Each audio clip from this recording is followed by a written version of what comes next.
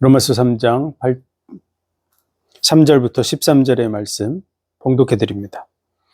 내게 주신 은혜로 말미암아 너희 각 사람에게 말하노니 마땅히 생각할 그 이상의 생각을 품지 말고 오직 하나님께서 각 사람에게 나눠주신 믿음의 분량대로 지혜롭게 생각하라. 우리가 한 몸에 많은 지체를 가졌으나 모든 지체가 같은 직분을 가진 것은 아니니 이와 같이 우리 많은 사람이 그리스도 안에서 한 몸이 되어 서로 지체가 되었느니라. 우리에게 주신 은혜대로 받은 은사가 각각 다르니 혹 예언이면 믿음의 분수대로, 혹 섬기는 일이면 섬기는 일로, 혹 가르치는 자면 가르치는 일로, 혹 권위하는 자면 권위하는 일로, 구제하는 자는 성실함으로, 다스리는 자는 부지런함으로, 긍휼을 베푸는 자는 즐거움으로 할 것이니라. 사랑엔 거짓이 없나니 악을 미워하고 선에 속하라. 형제를 사랑하여 서로 우애하고 존경하기를 서로 먼저 하며 부지런하여 게으르지 말고 열심을 품고 주를 섬기라. 소망 중에 즐거워하며 환난 중에 참으며 기도에 항상 힘쓰며 성도들의 쓸 것을 공급하며 손 대접하기를 힘쓰라. 아멘. 기도하겠습니다. 하나님 은혜와 사랑과 복 주심 감사합니다. 이 세대를 본받지 말고 마음의 변화를 받아 하나님의 선하시며 온전하시며 기뻐하시는 뜻이 무엇인가 분별하라고 말씀하신 대로 그 은혜 속으로 들어가는 우리의 삶이 되게 하옵소서. 모든 영광을 주님 받으시기 원하며 예수 그리스도 이름으로 감사하며 기도하옵나이다. 아멘. 내가 복음을 부끄러워하지 않는다고 말한 이유는요, 복음은 모든 믿는 자에게 구원을 주시는 하나님의 능력이기 때문에 그렇습니다. 온 천지 만물이 이미 하나님의 법 속에 있습니다. 만물을 통해서 하나님의 능력과 신성이 분명히 보여 알게 되나니 그러므로 저희가 핑계치 못할지니라. 온 만물을 보며 하나님의 능력과 신성을 우리는 알 수 있습니다. 온 우주 만물이 정확한 질서와 규칙을 가지고 있고 아주 지극히 작은 세계까지도 규칙 속에 있고 우리의 삶도 그 규칙 속에 들어있기 때문에 그렇습니다. 우리가 사용하는 모든 부분이 다 그 은혜 속에 있습니다. 땅도 우리가 가져나온 것이 아니고 공기도 우리가 가져나온 것이 아니고 태양도 우리가 가져나온 것이 아닙니다. 이 세상에 그 어떤 씨앗도 우리가 들고 나와서 경작하고 먹고 마시는 사람은 한 사람도 없습니다. 모든 사람은 다 빈손으로 태어나서 빈손으로 돌아가게 되어져 있습니다. 그러므로 아무것도 가져온 것이 없는데 일평생 먹고 마시면서 활용하고 살았으면서도 하나님을 몰랐다고 핑계할 수 없다는 것입니다. 하나님을 알면서도 하나님을 영화롭게 하지 아니하고 사람과 짐승과 버러지 형상의 우상으로 바꿔서 섬김으로 하나님께서 그 상실한 마음대로 내버려 두니까 순리로 써야 될 것을 영리로 쓰고 또 사형에 해당되는 죄악이라고 하는 것을 알면서도 자기만 행할 뿐 아니라 그와 같이 행하는 자를 옳다 그러고 그들을 판단하고 정죄하면서도 자기도 같은 일을 행하는 것이 인간이라고 말하고 있습니다. 그래서 모든 사람이 죄를 범하였으며 하나님의 영광에 이르지 못하고 있다고 의인은 없나니 하나도 없어 다 치우쳐 죄인이라고 분명하게 말씀하고 있습니다. 그것이 바로 인간이 당면한 것입니다. 유대인들이 4,000년 동안 끊임없이 하나님의 인도 속에서 살아왔음에도 불구하고 그들이 하나님의 공의 앞에 섰을 때 아무도 그 앞에 설 수 있는 자가 없었습니다. 그러므로 하나님께서는 언약을 따라 은혜를 베풀어 주시고 그 은혜의 계보를 이으시며 오실 메시아의 언약을 주셨던 것입니다. 이것은 율법과 선지자들에게 증거를 얻은 것이라 이미 성경에 약속하신 것이라고 말하는 것이죠. 그래서 여자의 후손이 올 것에 대해서 말씀하셨고 가죽옷을 지어서 입혀주셨고 희생 제사를 드리도록 말씀하셨습니다. 그래서 이 희생 제물이 되는 예수 그리스도,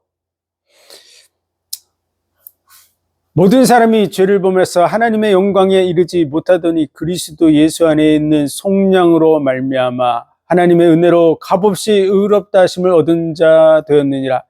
그리스도 예수 안에 있는 속량, 자기의 몸값으로 우리를 값주고 사신 줄 믿습니다. 그래서 하나님의 은혜로 값없이 이것을 우리가 받은 자인 줄 믿습니다. 근데 무언가 내가 해서 받았다고 하는 것 자체가 이 값없이라고 말씀하신 것을 거슬리는 것입니다. 하나님 거저 주시는 바 공짜로 우리에게 주셨습니다. 너희가 그 은혜를 인하여 믿음으로 말미암아 구원을 얻었으니 이것이 너희에게서 난 것이 아니요 하나님의 선물이라고 얘기하고 있는데, 하나님이 공짜로 준 선물이라고 하는 것입니다. 선물, 돈 받고 주는 사람 아무도 없죠.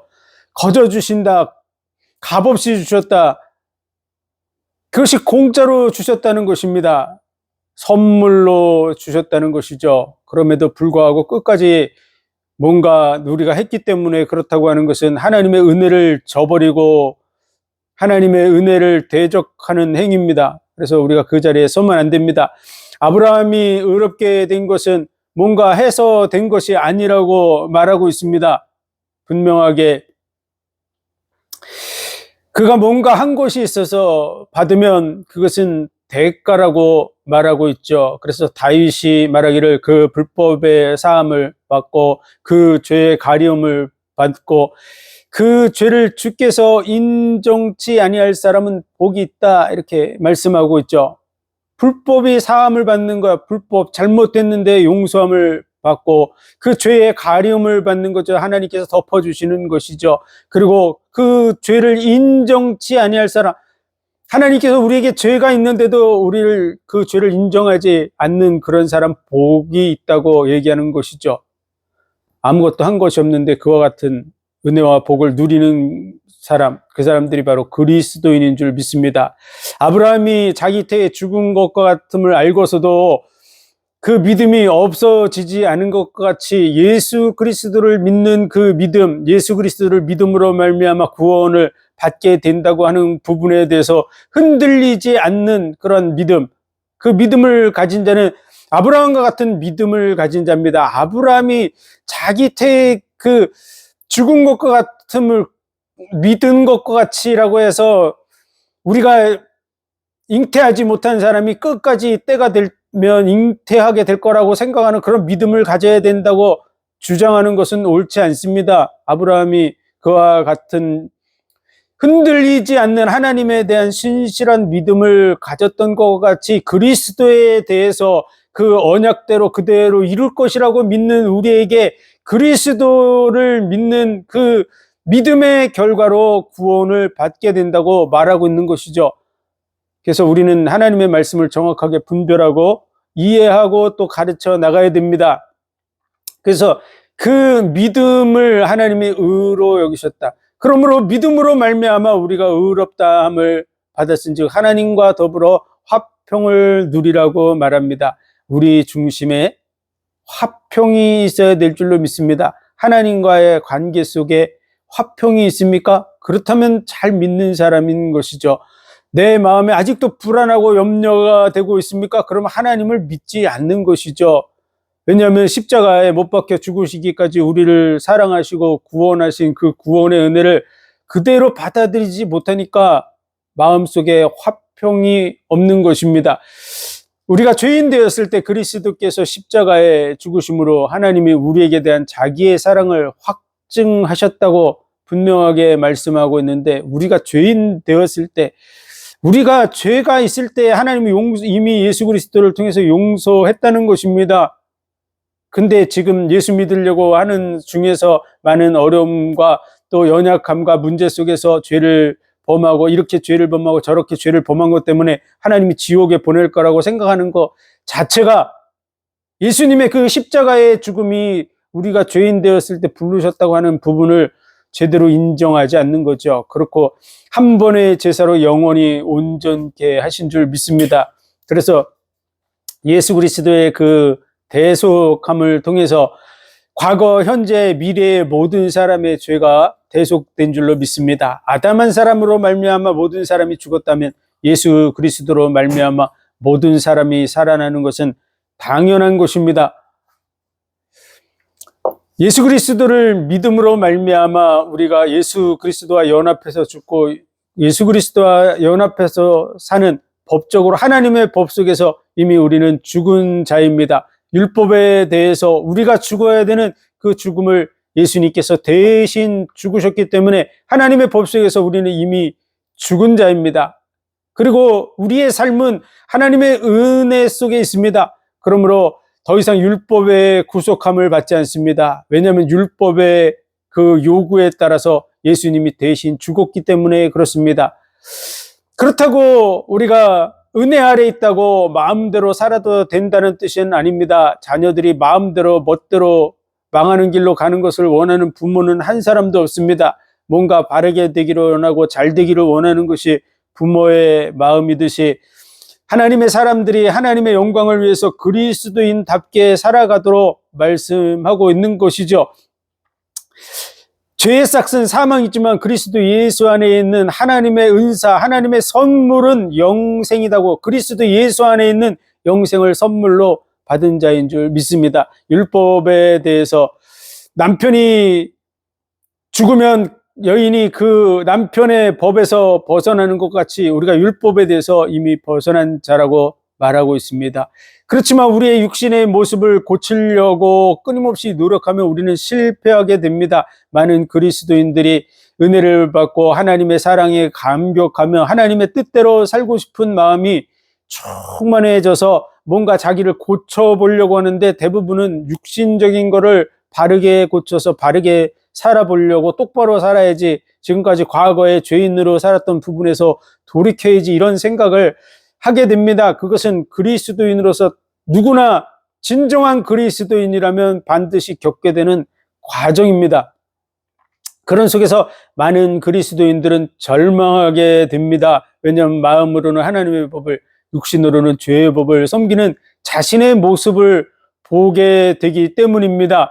그때 많은 그리스도인들이 둘로 나눠집니다. 하나는 나는 하나님께 버림받은 존재인가 보다가, 그리고 하나님을 저버리고 영영 떠나가는 사람이 있는 반면에, 또 한편은 그 부분을 붙들고 하나님 앞에 매달려 기도하고 왜 나는 안 되냐고 하나님 앞에 질문하고 할 때 하나님께서 답을 주십니다. 그 답을 얻어야 될 줄로 믿습니다. 그 답을 얻어야 8장으로 들어갑니다. 그 답을 못 얻으면 이상한 부분에 흔들려서 세상으로 나아가게 됩니다. 그래서 우리는 반드시 하나님 앞에 이 문제를 놓고 기도하고 답을 얻어야 될 줄로 믿습니다.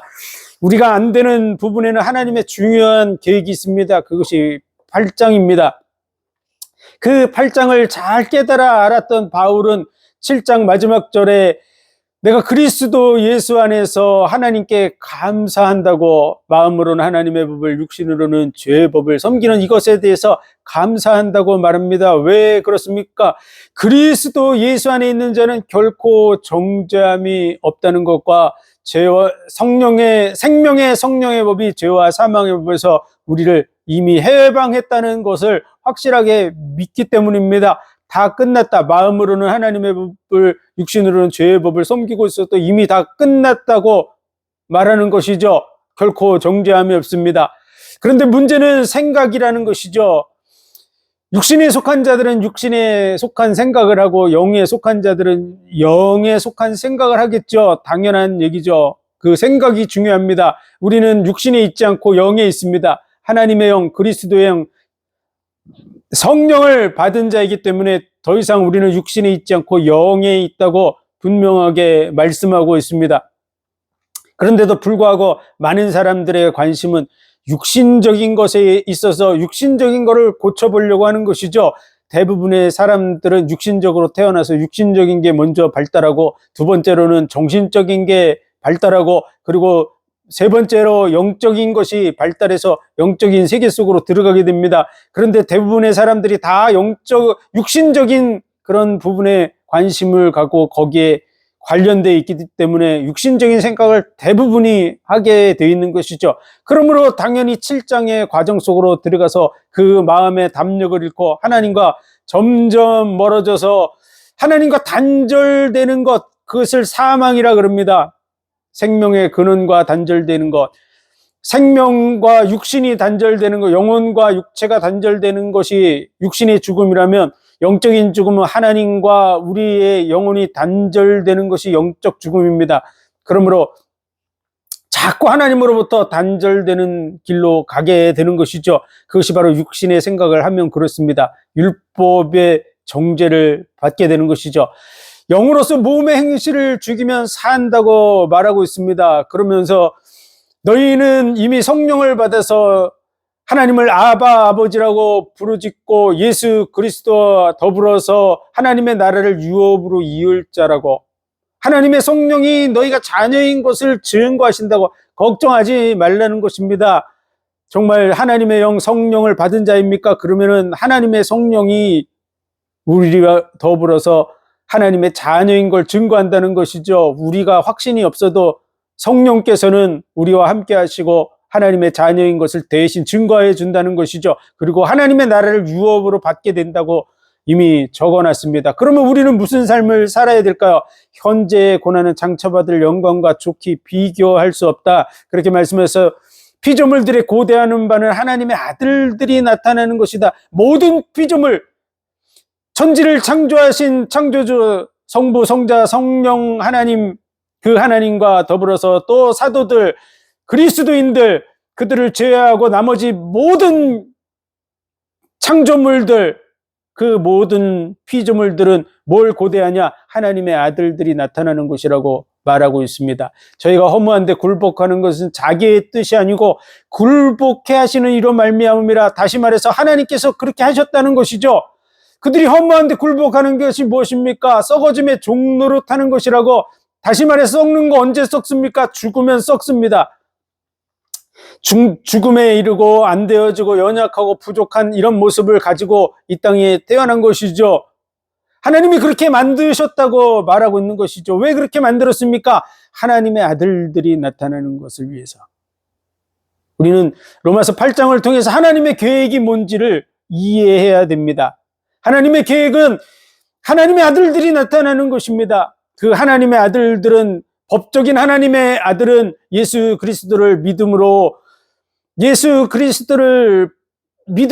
영접하는 그 순간 법적인 하나님의 자녀가 됩니다. 그런데 실질적인 그 중심이 하나님의 자녀가 되는 것은 많은 과정을 거치는 것이죠. 어떤 과정입니까? 피조물들이 연약하고 부족한 그런 부분을 보여줘서 우리에게 깨닫게 하는 것과 마찬가지로 우리의 연약함과 부족함을 통해서 많은 것을 깨닫게 하는 것이죠.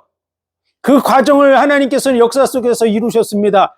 그것이 아브라함에게 내 자손이 이방의 객이 되어서 4대 만에 나오게 될 것이라고 말씀하시고, 그것을 이삭, 야곱, 요셉 때에 애굽에 보내서 애굽에 들어갔다가 모세 때에 이끌어내는 그 과정을 통해서 하나님이 애굽에서 종살이를 시키고 그 애굽에서 종살이 되었다가 해방된 때를 기억하게 하고 계십니다. 그래서 너희가 과거에 종되었던 때를 기억하라고, 그리고 나그네 되었던 때를 기억하라고, 갇힌 자를 생각하고 고아와 과부를 생각하라고 하는 그런 말씀을 하고 있는 것이죠. 다시 말해서 우리의 연약함과 문제를 통해서 많은 사람들을 이해하고 수용하고 포용하고 함께 갈 수 있는 그런 자리에 서라고 말씀하는 것입니다. 사랑이라고 하는 단어는 바로 이해와 용서, 관용이라고 하는 그런 내용이 포함되어 있는 것이죠. 하나님께서 우리의 연약함을 아시고 우리의 부족함을 아시고 우리의 부족함을 끌어안으시고 그것을 용서해 주시고 함께 해 주시는 그러한 것과 마찬가지로 우리 그리스도인들이 자신이 연약함을 통해서 다른 사람들을 이해하고 용서하고 관용할 수 있는 그런 믿음의 자리로 들어가야 됩니다.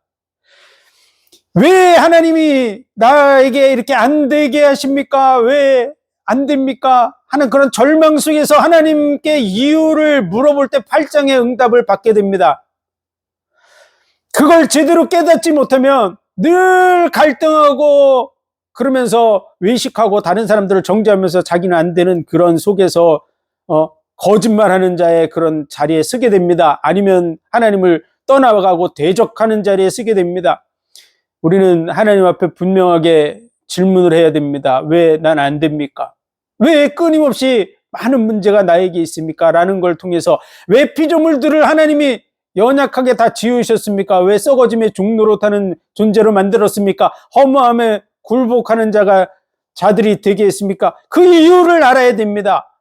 함께 그 언약 속에서 하나님께서 우리와 같이 되셔서 우리가 당해야 될 그 고난에 동참하시고 죽음을 맛보고 형제라고 부르기 위해서 서셨던 것과 마찬가지로, 우리를 채우라는 자로 서셨던 것과 마찬가지로, 우리로 그리스도를 닮아서 정말 많은 영혼들, 많은 사람들을 수용하고 이해할 수 있는 진정한 사랑의 중심을 가진 자가 되게 하려고 하고 있는 것입니다. 그리고 그 많은 연약함 속에서 선한 것이 무엇인지, 악한 것이 무엇인지, 좋은 것이 무엇인지, 나쁜 것이 무엇인지를 분별하게 만드는 것이죠. 그래서 너희는 여호와의 선하심을 맛보아 알지어다. 그에게 피하는 자는 복이 있도다라고 말씀하신 것처럼, 정말 하나님의 그 선하심을 직접 체험해 보라는 것이죠. 맛보라는 것은 그냥 눈으로 보고 누가 들려주는 것으로 어떤 맛을 이해하라고 하는 것이 아닙니다. 아무리 들어도 이건 달콤하고 씁쓸하고 뭐 그렇게 해가지고는 커피 맛을 알 수가 없습니다. 커피를 먹어봐야 그 맛을 알죠. 마찬가지로 하나님의 그 선하심을 직접 경험할 수 있게 하시기 위해서 이곳에 보낸 것입니다. 그리고 그 선하심, 하나님이 주시려고 하는 것은 영원한 것이고 완전한 것입니다. 하나님이 완전하신 분이고 영원하신 분이기 때문에 그 영원하고 완전한 복과 은혜를, 그 사랑을 주시려고 하는 것입니다. 그래서 그 은혜와 사랑과 복과 이것을 직접 이 세상에서 경험해보고 어떤 것이 좋은 것인지 어떤 것이 나쁜 것인지, 그리고 그 사랑이 왜 중요한지, 사랑을 하려면 어떻게 돼야 되는지를 이해하는 그 통로로 우리의 삶이 주어져 있는 것입니다. 그래서 천국에서 만들어서 천국으로 막바로 보낼 수 있음에도 불구하고 애국과 같은 이 세상에 보내서 이 연약함의 과정을 겪게 하신 이유는 우리로 아들의 형상을 본받게 하려고, 우리 중심이 하나님의 사랑을 진정으로 깨닫고 그 사랑에 진정으로 화답하는 진정한 중심이 변화된 아들, 법적인 아들이 아니라 그곳에서 성장해서 하나님과 마음이 통하는 아들이 되게 하시려고 하는 것이 하나님의 계획입니다. 그러므로 성령의 처음 익은 열매를 받은 우리까지도 속으로 탄식하여 양자될 것 곧 우리 몸의 구속을 기다리느니라. 우리도 지금 완전히 안 된 것에 대해서 속으로 탄식하고 있다. 그리고 우리도 기다리고 있다. 그리고 그리로 향해서 가고 있다. 이렇게 얘기하고 있는 것이죠. 우리가 소망으로 구원을 받았음에, 우리가 소망으로 그것을 아직 받지 못한 것을 기다릴 때는 참음으로 기다릴지니라. 안 됩니까? 그거에 대해서 낙심하지 말고 참으라고 얘기하는 것입니다. 그리고 성령도 우리의 연약함을 도우신다고, 우리가 안 되는 부분을 성령도 탄식함으로 중보하신다고. 그 말은, 탄식은 하나님께서 그냥 쓰레기통에 버려버릴까 안 할까 이렇게 낙심하는 그런 얘기가 아닙니다. 우리가 잘 안 되는 부분 때문에 안타까운 마음으로 우리를 돕고 계시다는 그런 의미입니다. 그리고 하나님을 사랑하는 자, 곧 그 뜻대로 부르심을 입은 자들에게는 모든 것이 합력하여 선을 이룬다고. 하나님을 사랑하고 있습니까? 하나님의 뜻대로 부르심을 받은 것이 맞습니까? 그러면 모든 것, 피조물들도 천사들도 연약함도 문제도 또 믿지 않는 자들까지도 모든 것, 이 지구상에 존재하는 모든 것뿐만 아니라 성삼위 하나님도 우리를 돕고 계시다고 말합니다. 그래서 모든 것이 합력해서 선을 이루는데, 그 선이 뭐냐? 그럼 하나님이 미리 정하신 자들로 하나님의 아들의 형상을 본받게 하기 위해서 미리 정하셨다고. 그것이 바로 하나님이 선함으로 이루시려고 하는 것입니다. 그래서 하나님이 미리 하신 자들을 부르시고, 또한 의롭다 하시고, 의롭지 않은데 의롭다 그러시는 거야. 예수 그리스도 믿음으로. 그리고 영화롭게 하셨느니라. 만물과 구별해서 자기 생명을 값주고 산 존재로, 비교할 수 없는 존재로 우리를 영화롭게 하신 줄 믿습니다. 하나님이 자기의 독생자를 아끼지 아니하신 것과 마찬가지로, 하나님이 우리를 위하시면 누가 우리를 대적하겠느냐, 이 말씀을 한 이유는 아무도 대적할 자가 없다는 얘기를 하고 있는 것이죠. 그리고 예수 그리스도도 보좌 우편에서 우리를 위해서 간구하시느니라. 그러므로 환난이나 공고나 핍박이나 기근이나 어떤 것들도 하나님의 사랑에서 끊을 수 없고, 높음이나 깊음이나 천사들이나 어떤 피조물도 하나님의 사랑에서 끊어낼 수 없다. 다시 말해서 그 어떤 것도 하나님의 관계를 끊을 수 없다 라고 결론 내고 있는 것이죠. 걱정하지 말아라. 많은 그리스도인들이 걱정합니다. 두려워합니다. 그건 깊이 들어가면 믿음을 화합치 못했기 때문이라고. 그 속에 아직도 불신앙이, 하나님의 사랑에 대한 불신앙이 자리 잡고 역사하고 있기 때문에 그렇습니다. 하나님의 그 십자가의 사랑으로 충만해져야 될 줄로 믿습니다. 날마다 십자가를 바라봐야 될 줄로 믿습니다. 그 살과 피, 예수 그리스도의 그 살과 피를 계속 묵상하고 그 십자가의 대속의 죽음을 통해서 하나님이 우리에게 보여주는 그 사랑에 깊이 젖어들어서 어느 순간에는 하나님이 영적으로 나를 낳으셨구나. 육신적으로는 우리의 부모님이 낳았죠. 어머니를 통해서 태어나죠. 그와 마찬가지로 하나님이 우리를 거듭나게, 다시 태어나게 한다는 말인데요. 우리말에 거듭남이라고 말하다 보니까 이게 그 어떤 이런 의식적인 말처럼 들려지는데, 사실은 2번 태어난다는 말입니다. 다시 태어난다는 말입니다. 어떻게 태어납니까? 육신적으로 태어남과 마찬가지로 영적으로 다시 태어났다는 거예요. 어떻게 태어났습니까? 예수 그리스도의 십자가의 대속의 죽음을 통해서 우리가 다시 태어나게 되는 길이 열린 줄 믿습니다. 그래서 믿음으로 그걸 받아들일 때 다시 태어난 것이죠. 그래서 하나님은 우리를 어떻게 낳으셨습니까? 영적으로 다시 태어나게 했습니까? 십자가의 죽으심으로. 6시간 반의 고통 속에서 온 몸에 물과 피를 쏟으시고 뼈 마디마디가 다 늘어지는 그 고통 속에서 여인의 해산함보다 더 큰 고통을 겪으면서 우리를 낳으셨습니다. 그래서 하나님이 나를 영적으로 낳으셨구나, 하나님이 나의 아버지시구나를 진정으로 인정하는 자, 그게 바로 믿는 자하고, 그리고 아들의 형상을 본받는 자입니다. 그 중심이 아들 형상이라는 닮은 자를 말합니다. 그 중심이 진짜로 아들로서 똑같이 된 그러한 중심을 가진 자라는 것입니다. 그러한 자들이 되어서 하나님과 영원히 교제하고 하나님과 영원히 서로 사랑의 그런 관계를 누리면서 하나가 되어져 가는 관계 속으로 들어가는 것, 그것이 하나님이 이루시려고 하는 것입니다. 그리고 이제 이스라엘 백성들에 대해서, 또 이방인에 대해서 하나님께서는 나를 찾지 않는 자들에게 대해서 그들을 찾은 바 되었다고, 그리고 내 백성에게, 나를 거슬려 말하는 그 백성에게 내가 종일 손을 펴느라고, 이방인들, 찾지 않은 그 이방인들에게도 하나님의 구원의 약속이 주어져 있고, 또 내 백성인데도 불구하고 거슬려 말하는 이런 유대인들에게도 동일하게 손을 벌리고 있다고 말씀하신 것처럼 이 구원의 은혜가 이방인과 유대인에게 동일하게 적용되어 있다는 것이죠.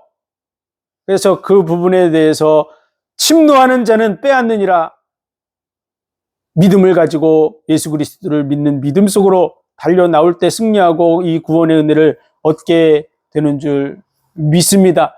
그래서 이 부분에 대한 분명한 확신을 가지고 이 부분에 대해서, 이 복음의 말씀에 대해서 우리가 완전히 변화되어야 될 줄로 믿습니다. 그러므로 로마서 12장 1절 말씀은 그러므로라고 시작합니다. 그러므로 하나님의 자비하심으로 너희를 권하노니 너희 몸을 하나님이 기뻐하시는 거룩한 산 제사로 드리라. 너희는 이 세대를 본받지 말고 마음의 변화를 받아 하나님의 선하시고 온전하시고 기뻐하시는 뜻이 무엇인가 분별하도록 하라, 이렇게 말씀하고 있는데요.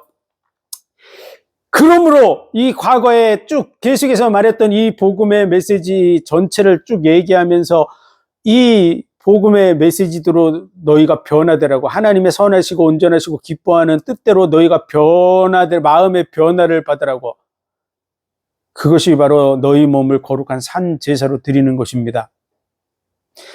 제사로 드릴 때 가죽을 그 짐승을 죽이고, 그리고 가죽을 벗겨내고 마디를 끊어내고 내장을 빼내서 하나님 앞에 번제로 드리듯이 우리 자신을 갱신해 나가야 된다는 것입니다. 어떻게? 이 복음의 메시지대로요. 이렇게 안 하면 어떻게 됩니까?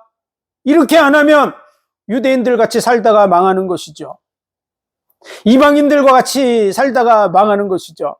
이 세대를 본받는 그런 삶을 살아가게 됩니다. 생각이 이 세상 사람들이 생각하는 그대로 하고서 살아가는 것이죠. 유대인들이 생각하는 생각대로 살아가는 것이죠. 율법을 잘 지키고 도덕적으로 잘 살고 그러면 살겠지. 그리고 이방인들은 자기 멋대로 자기가 원하는 대로 우상 숭배하고 자기가 맞다고 생각하는 대로 살고 선을 행하면 되지. 뭐 천국과 지옥이 어디 있어? 뭐 이런 식으로 생각하는 그런 자리로 가면 망하게 됩니다. 로마서 1장서부터 11장에 이르기까지 증거된 그 말씀대로 자기 자신을 바꾸어 나가시기를 바랍니다. 그것이 너희 몸을 하나님이 기뻐하는 산 제사로 드리라는 것입니다. 그것이 하나님이 받을 만한 영적인 예배인 줄로 믿습니다. 영적인 예배. 우리 자신이 정말 제대로 된 그리스도인이 안 되어졌을 때 아무리 예배를 잘 드리고 봉사를 많이 하고 많은 사람들을 도와주고 뭐 헌신하고 그럼 무슨 소용이 있습니까? 우리 중심이 하나님의 뜻대로 안 세워져 있다면 하나님이 어떻게 그걸 기쁘게 받겠습니까? 우리 자신이 첫째로 하나님의 뜻대로 온전히 세워지는 데 초점을 맞춰야 됩니다. 그러므로 로마서 12장 1절 2절은 그 뜻대로 맞추라고 얘기하는 것이죠. 이 세대를 본받지 말아라. 이 세대는 지금 어떤 모습을 하고 있을까요? 유대인들은 유대인 방식으로 지금 하나님을 섬기고 있고 이방인은 이방인 멋대로 살아가고 있는 것이 바로 이 세대입니다. 근데 왜 이 세대대로 살으라고 가르치고 그렇게 가려고 그러죠? 이 말씀대로 우리 자신을 바꾸어 나가야 될 줄로 믿습니다. 로마서 1장부터 11장에 이르는 이 말씀에 대해서 깊이 묵상하고 되새김질하고 내가 어떠한 사람이 되어야 될까? 하나님의 뜻이 무엇인가? 이걸 분별하고 하나님의 선하시며 온전하시며 기뻐하시는 뜻이 무엇인가 분별하고 그 뜻대로 마음의 변화를 받으라고 굉장히 중요한 말씀을 결론적으로 해놓고 있는 것인데 이 부분을 뒤에다 붙여서 뒤에 부분을 강조하고 뒤에 부분이 전부라고 얘기하는 그런 부분이 되는 것은 앞에 부분을 약화시키고 앞에 부분의 그 중요성을 중요하지 않게 보게 만드는 그런 결과를 가져오는 것입니다. 제자들은 무엇을 위해서 전도하고 선교하며 살았을까요? 예수님은 무엇을 위해서 전도하고 선교하고 살았을까요? 예수 믿는 그 부분에 대해서 자기 자신이 누구인가를 말해주는데 예수님은 초점을 맞췄고 제자들은 예수님이 어떤 분이라는 것, 예수 그리스도를 믿는 것이 무엇인가, 그 구원이 어떤 것인가에 초점을 맞춰서 거기에 포커스를 맞췄습니다. 뒤에 부분은 성도로서 당연히 너희는 이렇게 살으라고 얘기하는 권고의 말씀들입니다. 어떤 것에 초점을 맞추고 있는지를 우리는 잘 알아야 됩니다. 그래서 너희 몸을 하나님이 기뻐하는 그런 산 제사로 드리라고 하는 그 말은 이 복음의 메시지대로 너희를 바꾸라고 하는데 초점을 맞추고 있는 것입니다. 복음을 변질시키고 강조해야 될 것을 강조하지 않고 이상한 것을 강조하는 것, 그것이 바로 죄입니다. 화살이 예수 그리스도를 향해서 정확하게 예수 그리스도의 그 복음에 대해서 예수 그리스도에 대해서 정확하게 딱딱 꽂혀야 되는데도 불구하고 그것이 빗나가서 이 세상에서 잘 먹고 잘 사는 것에 꽂히고 이 세상에서 잘 되는 것에 꽂히고 뭔가 인정받고 세움을 받는 것에 꽂힌다면 그것이 죄입니다. 하말티아라고 하는 말이 빗나갔다는 뜻이거든요. 우리는 정말 복음을 바르게 증거하는 자인가? 정말 내가 하나님을 증거하는 자인가? 아니면 이 세상에서 잘 먹고 잘 사는 거에 증인인가? 우리 자신을 잘 살펴봐야 될 줄로 믿습니다. 중요한 포인트를 우리는 놓치면 안 됩니다. 예수 그리스도와 그 십자가 중심의 믿음을 가지고 그 위에 든든히 서나가도록 우선순위를 만들어야 됩니다. 그리고 그 나머지 이제 그리스도인으로서 당연히 이렇게 살으라고 얘기하는 것이죠. 교회 속에서는 서로 인정해주고 화목하라고 얘기하는 것이고 서로를 돌보라고 얘기하고 핍박하는 자들에 대해서 대적하지 말고 선으로 악을 이기라고 얘기하는 것이고요. 믿음이 연약한 자들을 너희가 끌어안으라고 얘기하고 있는 것이죠. 그리고 성도들 간에 서로 무난하라고 얘기하는 것이죠. 서로 사이좋게 지내라 이런 얘기를 하는 것이죠. 교회 안에서 서로를 인정해주고 세워주고 핍박하는 자를 선으로 악을 이기고 그들을 위해서 기도하고 이 세상 권력에 대해서 우리가 복종하고 또 연약한 자를 돕고 하는 거에 우리의 목숨을 걸으라고 하는 게 아닙니다. 예수 그리스도를 믿는 믿음에 목숨을 걸어야 되는 줄 믿습니다. 그러므로 포인트를 우리가 자꾸 빗나가게 만들면 안 됩니다. 성령을 받으면 예루살렘과 온 유대와 사마리아의 땅끝까지 이르러 내 증인이 되리라 그랬지. 이 세상에서 잘 먹고 잘 살고 사람들하고 사이좋게 지내는 거에 증인이 되라고 얘기하지 않으셨습니다. 성령 받은 자로서의 삶을 우리는 살아야 될 줄로 믿습니다. 예수 증인의 삶을 살아야 될 줄로 믿습니다. 예수 중심의 삶이 되도록 만드는 그런 일을 해나가야 될 줄로 믿습니다. 그것이 지도자들이 해야 될 일이죠. 그리고 성도들이 어느 곳에 가든지 복음을 전해서 그들로 예수 믿는 자가 되게 만들어야 됩니다. 교회 지도자들만 할 일이 아니라 모든 성도들은 어느 곳에 가든지 많은 사람들로 하여금 예수 그리스도를 올바로 믿어서 정말 그들로 하여금 이 복음대로 자기 자신을 온전히 바꾸는 로마서 1장서부터 11장에 이르는 이 말씀대로 세워나가는 그런 일을 해야 됩니다. 이 세상에서 잘 먹고 잘 사는 걸 강조하고 그걸 가르치고 그런 일을 하라고 되어 있는 게 아닙니다. 우선순위를 절대 바꿔서는 안 됩니다. 그래서 첫 번째 이 부분이 중요한 속에서 구원받은 자로서 교회 안에서 하나가 되라고 하는 얘기를 하는 것이 오늘 본문의 내용입니다. 내게 주신 은혜로 말미암아 너희 각 사람에게 말하노니 마땅할 생각할 그 이상의 생각을 품지 말고 오직 하나님께서 각 사람에게 나눠주신 믿음의 분량대로 지혜롭게 생각하라.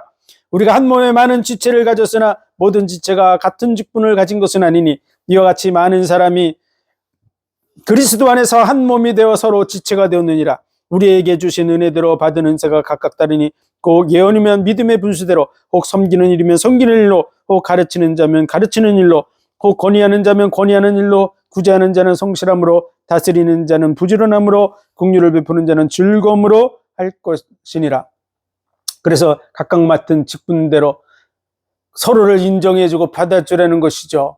그러나 기준은 있습니다. 복음 안에서입니다. 복음 안에서. 복음에 합당하지 않은 말을 하고 복음에 합당하지 않은 그런 일을 하는 것도 받아주려는 것이 아닙니다. 우상 숭배하는 것들을 받아주려는 게 아닙니다. 그리스도 외에 다른 복음을 전하는 자들을 인정해 주라는 것이 아닙니다. 교회 안에서 그리스도 중심의 첫 번째 메시지 안에서 이 일을 이루라고 하는 것입니다. 그래서 이 복음의 기본적인 본질이 같지 않으면 그는 그리스도인이 아닙니다. 그래서 우리가 그들을 받아들여 주되 그들을 위해서 복을 빌고 선으로 악을 이기고 그리고 세상의 권력자면 인정해 주고 세금 내야 될 부분이면 세금을 내고 그렇게 하라는 것이죠. 첫 번째가 흔들려서는 안 됩니다. 사랑엔 거짓이 없으니 악을 미워하고 선에 속하라. 형제를 사랑하여 서로 우애하고 존경하기를 서로 먼저 하며 부지런하여 게으르지 말고 열심을 품고 주를 섬기라. 예수 그리스도를 믿는 그 믿음의 중심을 맞추고 하나가 되어져 나가야 될 줄로 믿습니다. 소망 중에 즐거워하며 환난 중에 참으며 기도에 항상 힘쓰며 성도에 쓸 것을 공급하며 손 대접하기를 힘쓰라 이렇게 말씀하고 있습니다. 특별히 이 중에서 예언에 대한 부분들 이 부분은 아주 중요합니다. 왜냐하면 지금 세상 속에서 예언한다고 하면서 성경 외의 것을 가지고 주장하고 하는 것은 그건 예언이 아닙니다. 그거 가지고 어떻게 하나님 앞에 영혼들을 세우겠습니까? 하나님의 말씀 외에 어떤 것을 가지고 얘기하는 것은 성령의 역사일 수 없습니다. 왜냐하면 성령께서 하나님의 말씀을 무너뜨리는 존재가 아니시기 때문에 그렇습니다. 왜냐하면 하나님의 말씀을 가지고 장차 심판하게 됩니다. 계시록 20장 12절에 보면 책들이 펴져 있고 또 다른 책이 펴졌으니 사람들이 그 책들에 기록된 대로 심판을 받는다고 되어 있습니다. 책들에 기록된 것, 그 책들이 무엇일까요? 행위록이라고 주장하는 사람이 있는데 성경 66권 속에 행위록이라고 기록된 말씀 한 말씀도 없습니다. 시편 149편에 기록된 판단대로 시행할지로다. 기록된 판단이 뭘까요? 기록된 판단이 있는데 기록이 되어 있습니다. 그것이 성경 말씀입니다. 어떤 것이 선한 것인지 어떤 것이 악한 것인지를 판단할 수 있는 기준이 기록이 되어 있습니다. 성경입니다. 그리고 이 성경은 능히 너로 하여금 구원에 이르는 지혜가 있게 한다고, 하나님의 사람으로 온전케 한다고 말씀하고 있습니다. 하나님의 말씀은 좌우의 날선 어떤 검보다도 예리해서 혼과 영과 관절과 골수를 찔러 쪼개기까지 하며 모든 만물이 벌거벗은 것과 같이 그 앞에 드러나느니라. 말씀 앞에 모든 만물이 벌거벗은 것 같이 드러난다고 말합니다. 말씀의 기준으로 심판하신다고 말하고 있는 것입니다. 그런데 말씀을 성령이 무너뜨리고 돌아다닌다고요? 예언이라고 하고 돌아다니는 그런 일들이 많은 부분에 있어서 수많은 영혼들을 말씀 밖으로 인도하고 무당이 점괘를 말하듯이 나를 점치듯이 미래를 예언하듯이 그런 식으로 무당이 하는 식으로 성경을 벗어난 그런 일들을 행하는 것을 당연한 것으로 여기는 이런 일들이 교회 속에서 비일비재하고 있는데 이것이 성령의 역사인지 악령의 역사인지 구별해야 될 줄로 믿습니다. 하나님의 심판의 기준이 하나님의 말씀 성경을 왜곡하고 있는지 잘 이해해야 될 줄로 믿습니다. 그래서 이 말씀에 기록한 것 외에 더하는 자는 이 성경책에 있는 모든 재앙을 더할 것이요, 이 말씀에서 제하는 자는 그 이름을 생명책에서 빼겠다고 말씀하실 정도로 그만큼 말씀의 범위를 중요하게 여기고 있는데, 말씀을 벗어난 일을 하면서 그게 성령의 역사라고 주장하고 돌아다니면서 영혼을 미혹하는 그런 예언에 대해서 말하는 것은 옳지 않습니다. 이 예언은 하나님의 말씀이 인류에게 주어진 예언의 말씀인 줄로 믿습니다. 그래서 이 예언의 말씀들을 통해서 하나님이 이루실 일들이 지금까지 이루어졌고 앞으로도 이루어져 가는 것이고, 이 예언의 말씀들을 바르게 분별해서 예수 그리스도께서 예언을 따라 어떻게 오셨고 또 예언을 따라서 장차 예수님이 어떻게 오실 것을 가르쳐 나가는 올바른 말씀을 가르치는 자들이 되어야 될 줄로 믿습니다. 영혼들을 미혹하는 무당 짓을 하고 돌아다니는 그런 사람들이 되어서는 안 될 것입니다. 그리고 그들에게 미혹되어서도 안 될 것입니다. 성경을 벗어난 얘기를 하는 존재라면 그들은 이단과 같이 우리가 여겨야 됩니다. 악한 자, 귀신에게 속한 자, 적 그리스도에게 속한 자라고 봐야 됩니다. 그래서 우리는 영적으로 분별해야 됩니다. 말씀의 기준 위에 서 있는가, 말씀에서 벗어나는가를 분별하는 것. 영적 분별에 대해서 눈에 귀신이 보여서 영분별을 하는 그런 식으로 하는 것은 성경에 하나도 나온 적이 없습니다. 말씀을 통해서 하나님께 속한 자인가 아닌가를 분별할 수 있습니다. 말씀의 기준에 서 있으면 하나님께 속한 자이고, 말씀 밖에 벗어난 자, 안상홍 하나님을 섬기는 자, 성경에 안상홍이가 어디 있습니까? 박태선이가 어디 있습니까? 장길자가 어디 있습니까? 문선명이가 어디 있습니까? 이만희, 이런 말도 안 되는 인간들을 믿으라고 하는 것, 악한 자에게 속한 것입니다. 성경 그 어느 구절에서도 찾을 수 없습니다. 그러므로 우리는 말씀을 기준으로 분별해야 될 줄로 믿습니다. 66권 말씀을 가지고 심판하게 됩니다. 그 앞에서 어떻게 내가 이만희를 믿었던 자들이 내가 그러고 말할 수 있겠습니까?